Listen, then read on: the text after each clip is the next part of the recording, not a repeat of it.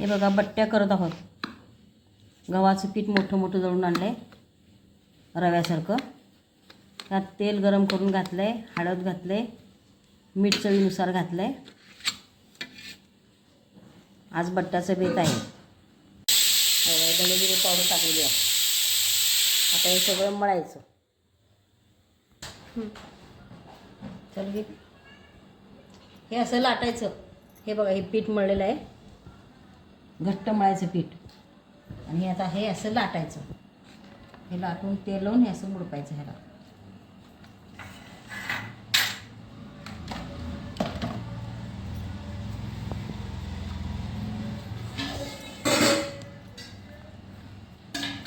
हे असं मुडपायचं. आणि ह्याला आता उकडायचं कुकरमध्ये ठेवून.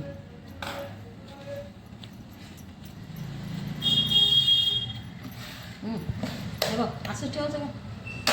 हे बघा असं हे गोळा करायचं आता तेल लावून मुडकून. आणि हे आता ह्या कुकरमध्ये ठेवायचं उकडायला. ह्यात असं हे 10-15 मिनटं उकडायला ठेवायचं झाकण लावून. हे बघा हे असे गोळे तयार केलेत. आता ह्याला उकडायचं.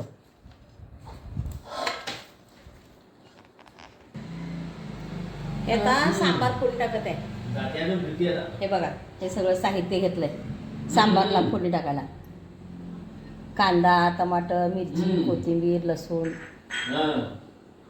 हे चिंच गुळाचं पाणी. हे सांबारचं सगळं शिजवलं आहे, डाळ वगैरे. आता सांबार फोडणी टाकायला लागेल.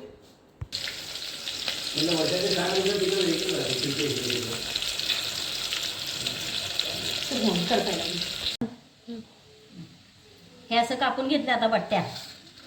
हे बघा हे असे उकडून घेतले आधी. हे उकडून घेतले आधी.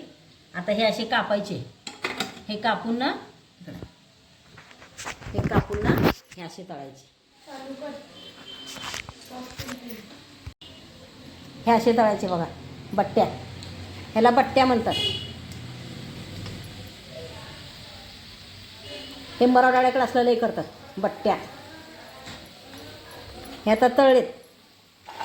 आता ह्याच्यावर सांबार घालायचा आणि कुस्करून खायचं. खूप छान लागतात. मला खूप आवडतात बट्ट्या. मस्त आहेत. हे बघा हे सांबार केलेलं आहे. हे सांबार केलं आहे. आता हे सांबार ओतायचं त्याच्यावर आणि कुस्करून खायचं. हे असे काप केलेले आहेत.